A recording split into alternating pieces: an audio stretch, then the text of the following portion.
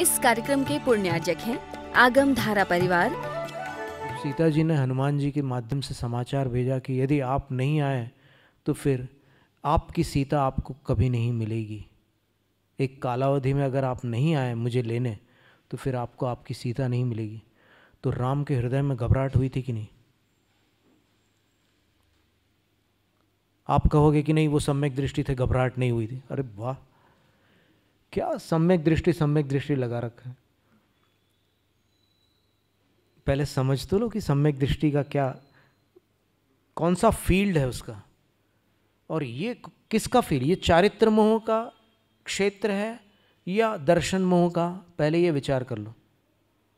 जो श्री राम को सीता के विषय में घबराहट हुई कि अरे मेरी सीता नहीं मिलेगी अगर मैं जल्दी नहीं गया तो, ये जो घबराहट हुई, ये घबराहट सम्यक को कहाँ दूषित करने वाली है? बिल्कुल नहीं।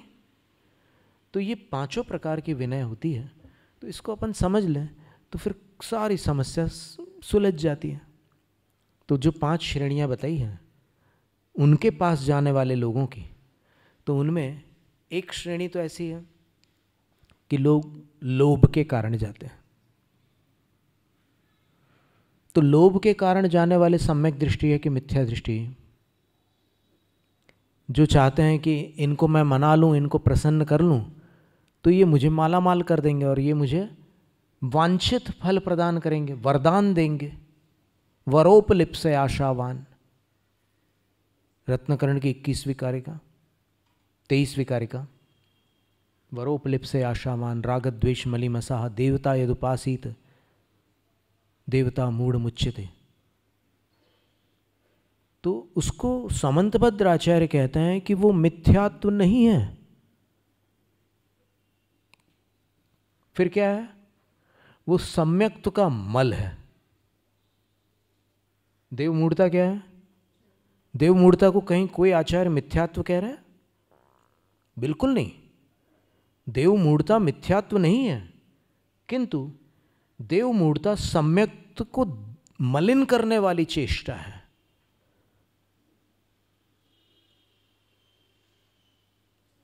तो सम्यक के मल के अंतर्गत ये मानी गई, तो उससे सम्यक मलिन होगा, सीधी सी बात है। अगर आप लोभवश जाएंगे उन धार्मिक देवताओं के पास जो जिन शासन में नियुक्त है, उन देवों के पास आप जाकर के विद्या देवताओं की आराधना करोगे तो कोई आपत्ति नहीं आएगी, न सम्यक मलिन होगा न मिथ्यात्व उदय होगा। विद्या देवताओं की आराधना सम्यक दृष्टियों ने की, तद्भव मोक्षगामियों ने की है। कितनी विद्याएं सिद्ध करते हैं विद्याधर लोक के विद्याधर, वो भी तो देवता है ना। तो उनकी आराधना किए बिना वो सिद्ध होती हैं विद्याएं? कभी नहीं। विद्या देवताओं की जो आराधना विधि है उस विधि से ही वो सिद्ध होती हैं। श्रीपाल ने की थी कि नहीं विद्या सिद्धि? तो अनादर भाव से की थी या विद्या देवता को तत्योग्य आदर प्रदान करके विद्या सिद्ध की थी? श्रीपाल तद्भव मोक्षगामी थे, सम्यक दृष्टि थे। उन्होंने जो विद्या सिद्ध की, कैसे की? भले उनको 12 वर्ष के स्थान पर 24 घंटे में विद्या सिद्ध हो गई श्रीपाल को, लेकिन विधि का उल्लंघन करके की क्या उन्होंने? एक बार भोजन, एक प्रकार का भोजन, और इस आसन में खड़े होकर इस मंत्र को जपते हुए, उस विद्या की विनय करते हुए, उसको कुछ भेंट चढ़ाते हुए, जो विद्या सिद्धि की पूरी विधि है उसको संपन्न करने पर ही विद्या सिद्ध होती है, उसके बिना नहीं होती। वो चाहे सम्यक दृष्टि हो या मिथ्या दृष्टि हो। तो सम्यक दृष्टियों ने भी विद्या सिद्ध की है, ऐसा आगम सिद्ध है। वो मिथ्या दृष्टि नहीं हो जाते। क्यों नहीं होते? क्योंकि उनके अभिप्राय में मोक्ष विनय नहीं है उनके प्रति। इतना सीधा सा हिसाब है। तो विद्या सिद्ध करने से भी मिथ्यात्व नहीं होता, और वहां पर देव मूढ़ता का दोष भी नहीं लगता। विद्या सिद्धि में देव मूढ़ता का दोष कब लगता है? जब जिन शासन से जुड़े हुए देवों को आप लोभ से मनाना चाहोगे, उनकी खुशामद करोगे, जिन शासन के देव आपकी सेवा के लिए नहीं है, वो जिन शासन के सेवक हैं और आप उनको प्रसन्न करके अपना स्वार्थ सिद्ध करना चाह रहे हैं, तो एक तो आपने उल्लंघन किया अपनी मर्यादा का, कि जो देव जिस कार्य के लिए नियुक्त नहीं है उस देव से आप वो कार्य करवाना चाह रहे हैं जिसके लिए वो नियुक्त नहीं है। तो ये लोभ के कारण हो रहा है, तो आपका सम्यक दर्शन मलिन होगा। सम्यक म्लानता हेतु ऐसा लिखा है प्रभाचंद्राचार्य महाराज ने। तो एक ये बात हो गई, समझना आप, ये पहला भंग हो गया। लोग उनके पास क्यों जाते हैं? तो सबसे पहले तो एक ऐसी श्रेणी है लोगों की जो लोभवश उनके पास जाते हैं। दूसरे कौन है? दूसरे वो हैं जो संकट निवारण के लिए उनके पास जाते हैं। वो कुछ मांगने के लिए नहीं जाते, वो ये चाहते हैं कि ये हमारी मदद कर दे, हमारा संकट दूर हो जाए। कई प्रकार के संकट होते हैं, संकट दूर करने के लिए जाते हैं। तो इसके विषय में आगम क्या कहता है?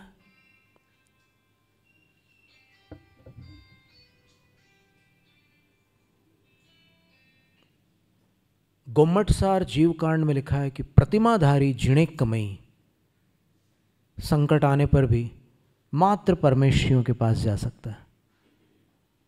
संकट दूर करने के लिए उन जैन शासन रक्षक देवता आदि की मदद नहीं ले सकता। कौन?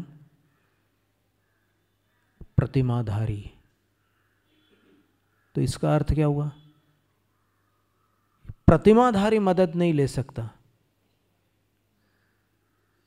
प्रतिमाधारी नहीं है तो वैकल्पिक है, ले या ना ले। लेने से मिथ्या दृष्टि नहीं हो जाएगा।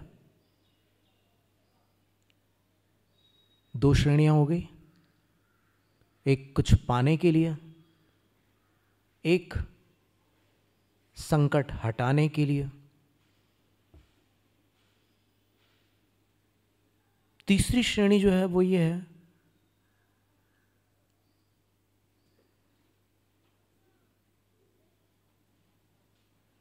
वात्सल्यवश।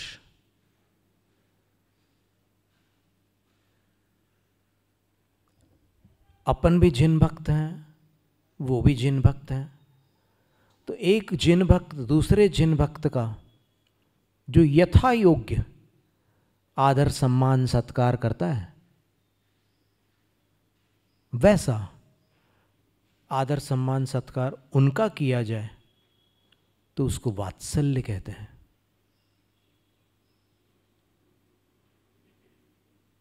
जरूरी है क्या?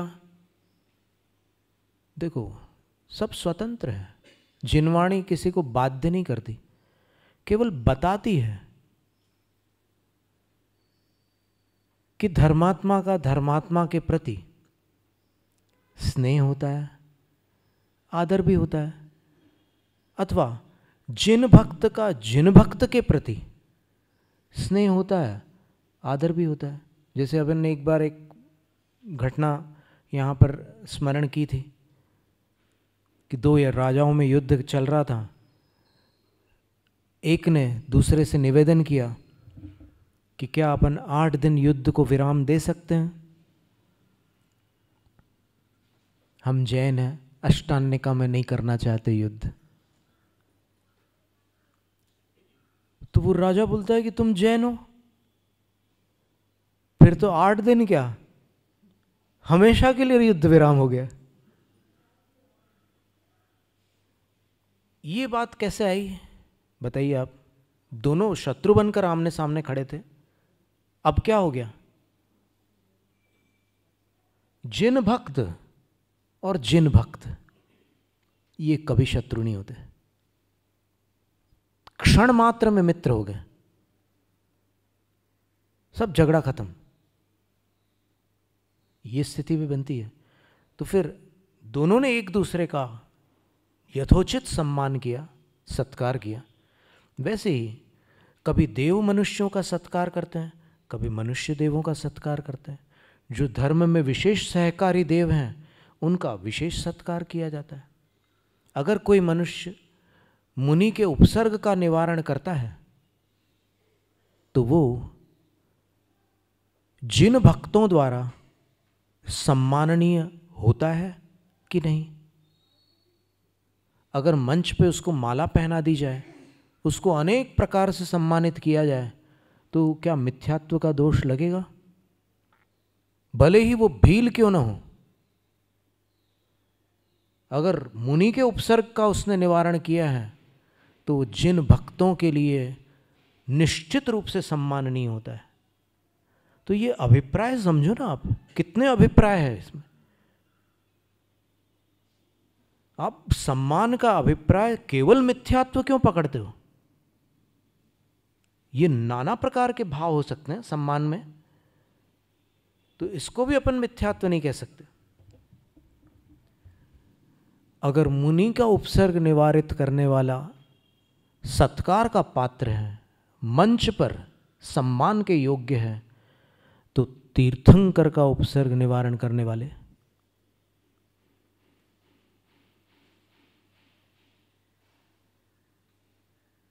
क्या सम्मान के पात्र नहीं है? उनका असंयम, अब ठेठ भाषा में बोले तो भाड़ में जाए। आप उनकी अच्छाई देखो, आपको एक ही चीज क्यों दिख रही है? असंयम असंयम। क्या आचार्यों ने नहीं पढ़ा था क्या कि चौथे गुणस्थान तक असंयम होता और देवलोग असंयमी होते? सब जानते थे, लेकिन उनके जो भिन्न भिन्न कार्य हैं, उनकी जो श्रेणियां हैं, उनके द्वारा जो प्रभावना हो रही है, उनके द्वारा जो धर्म रक्षा आदि हो रही है, उन सब गुणों को देखो, तब पता चलेगा कि सब यथा योग्य सम्मान के पात्र हैं। मूलाचार ग्रंथ की 384 क्रमांक गाथा में आचार्य वट्टकेर स्वामी ने लिखा है कि मुनि के द्वारा आर्य का भी विनय की पात्र है, मुनि के द्वारा गृहस्थ भी विनय के पात्र हैं, वंदना के पात्र की बात अलग है। वो 594 नंबर गाथा में है वंदना के पात्र। 384 नंबर गाथा में विनय के पात्र कौन कौन है, तो उनने कितने सारे नाम बता दिए। तो फिर सम्यक दृष्टि के लिए अगर ये देवलोग विनय के पात्र बन जाएं तो आपत्ति किस बात की है? कोई आपत्ति नहीं है। तो ये तीसरी श्रेणी हो गई, वात्सल्यवश। चौथी श्रेणी, किसी मनुष्य को ये पता ही नहीं है कि ये कौन है और वो कौन है, यानी जिसको स्वामी और सेवक का भेद ही नहीं मालूम, वो जिनेंद्र भगवान को ऐसे प्रणाम करता है और क्षेत्रपाल भगवान को नमोस्तु, क्षेत्रपाल के साथ भी भगवान शब्द जोड़ देता है वो। तो जो भगवान की श्रेणी में इन सबको गिनता है और समम पूजा विधानेशु, पूजा विधान जो होता है, विधानेशु बहुवचन है, इनकी पूजा अलग है, उनकी अलग है, इनकी अलग, सबकी पूजा करते समय समम पश्यन, उन सबको एक समान मानता है। उसके विषय में आचार्य सोमदेव सूर्य ने लिखा है, दूरम अधः व्रजेत, जो स्वामी और सेवक को समान मानता है वो अधोगामी होता है, दुर्गति का पात्र होता है। ये भी एक श्रेणी है। पर जो जैन संस्कारों से संस्कारित है उनमें ये श्रेणी देखने को नहीं मिलती। किसी ने देखी हो तो हम नहीं जानते, हमने नहीं देखी। हमने उत्तर से दक्षिण तक विहार किया, पूर्व से पश्चिम तक विहार किया, कई स्थान बाकी भी है अभी विहार के, पता नहीं अब आगे भविष्य में कहाँ विहार होगा, लेकिन हमने इतनी दूर दूर विहार किया, बच्चे से भी अगर पूछो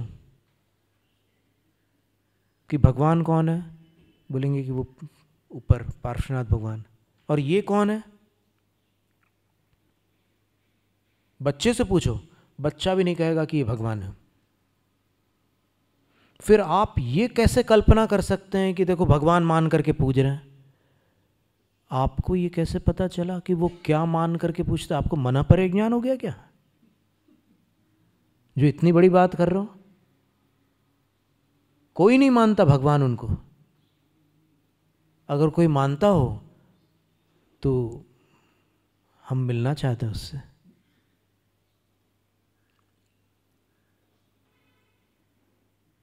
उसको थोड़ा सा समझाने से समझ जाएगा कि भगवान कौन है और भक्त कौन है। बिल्कुल कठिन कार्य नहीं है ये।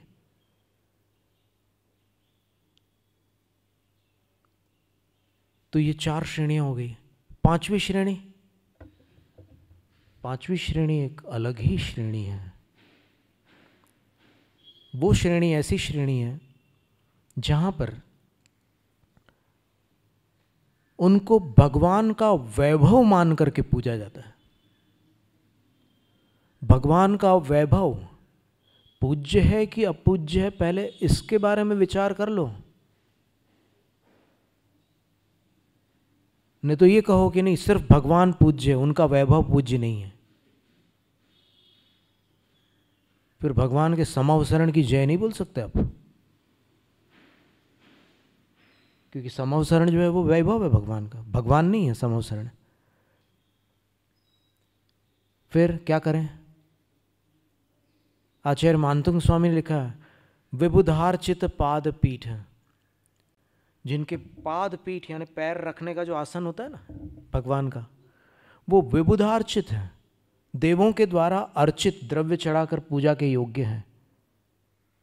तो वो आसन भगवान है क्या? पैरों का वैभव है ना। तो अगर पैरों का आसन देवों के द्वारा अर्चनीय है तो फिर भगवान का शेष वैभव अर्चनीय होगा कि नहीं? भगवान की दिव्य ध्वनि अर्चनीय है कि नहीं है? भगवान के प्रातिहार्य नहीं, हम प्रातिहार्य तो हम चमर की तो अर्चना कर सकते, लेकिन वो जिन्होंने पकड़ा है उनको हम अलग कर देंगे। चमर जिन्होंने पकड़ा है, देखो अभी आपके अंदर वही असंयम बैठा हुआ है कि देव असंयमी होते, देव असंयमी होते। थोड़ी दृष्टि को व्यापक बनाओ, जिनवाणी की शरण में आयो, स्याद्वाद को हृदय में धारण करो और फिर देखो, अनेकांत से देखो, अनेकांत चक्षु से देखो, तो पता चलेगा कि नहीं अभी हम उनमें हम ये नहीं देख रहे हैं कि वो जड़ है या चेतन है, हम ये देख रहे हैं कि वो भगवान का वैभव है। अब बोलो क्या विचार है? जड़ चेतन संयम असंयम सब एक तरफ जाने दो, उसको कोई उसकी चर्चा नहीं करना अपने को। ये देखो कि वो क्या है, किससे रिलेटेड है, किससे संबंधित है, किनका वैभव है। जिस मिट्टी पर भगवान के चरण पड़ते हैं वो तीर्थ बन जाती है, तो उनका वैभव कभी अपूज्य हो सकता है? तो अगर उनके वैभव के रूप में उनकी पूजा की जाती है, हमसे प्रश्न किया था किसी ने कि आचार्य शांति सागर महाराज जी की जो वीडियो है उसमें एक ही थाली में भगवान जिनेंद्र की प्रतिमा और उसी थाली में देवी की प्रतिमा है, दोनों का अभिषेक हो रहा है, ये उचित है क्या? तो हमारे पास उत्तर नहीं था इसका, और हम कभी भी उत्तर देने में उतावली नहीं करते। अगर हमें ज्ञात नहीं है, हमें जानकारी नहीं है, तो हम बोलने को तैयार है कि हमें नहीं आता इसका उत्तर।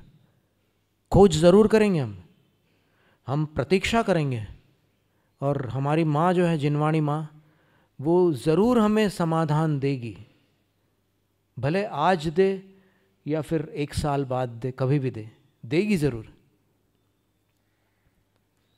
फिर बाद में जब ये 5 विभाग प्राप्त हुए आगम में, तब पता चला कि नहीं, भगवान है और उनके साथ ये एक वैभव के रूप में उनको विराजमान किया है। तो वैभव का प्रतीक मान करके अगर उनकी अर्चना की जा रही है, तो फिर वो अर्चना किसी चतुर्थ गुण स्थानवर्ती, किसी देवगति के सदस्य की अर्चना नहीं है, वो जिनेंद्र के वैभव की अर्चना है। आप पहाड़ की मिट्टी माथे पर लगाते हो जहां से मोक्ष गए भगवान, तो भगवान की माटी जब पूज्य है तो भगवान का वैभव अपूज्य कैसे हो सकता है? इतनी सी बात है, विचार करने की बात है। तो ये देव लोग वहाँ पर कमलों की रचना करते हैं, और उन कमलों पर जब भगवान ऐसे पैर रख करके चलते हैं, वादिराज मुनि ने लिखा है, आचार्य वादिराज मुनि ने,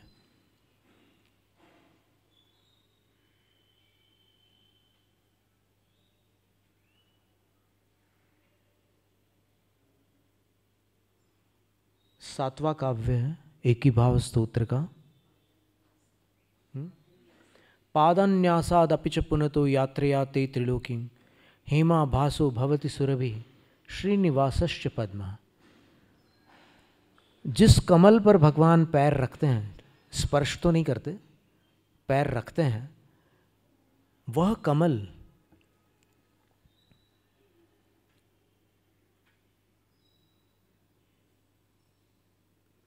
हेमा भासो, स्वर्ण की आभा से संपन्न हो जाता है। सुरभि, उसमें से सुगंध आने लग जाती है, भगवान के चरणों की सुगंध उन कमलों में आने लग जाती है। और श्रीनिवासश्च, वो लक्ष्मी का निवास बन जाता है, वो कमल जिस पर भगवान चरण रखते हैं। भगवान जिस कमल पर चरण रखते हैं उसकी चारों ओर कमलों की पंक्तियां बनाते हैं देवलोग। 7-7 कमल की एक एक पंक्ति होती है, और पूरे 360 डिग्रीज के पूरे सर्कल में, पूरे घेरे में 32 पंक्तियां होती हैं कमलों की। दिशा, विदिशा, मध्य दिशा, अंतर दिशा, सब मिला करके 32 पंक्तियां होती है। तो 32 गुणित 7,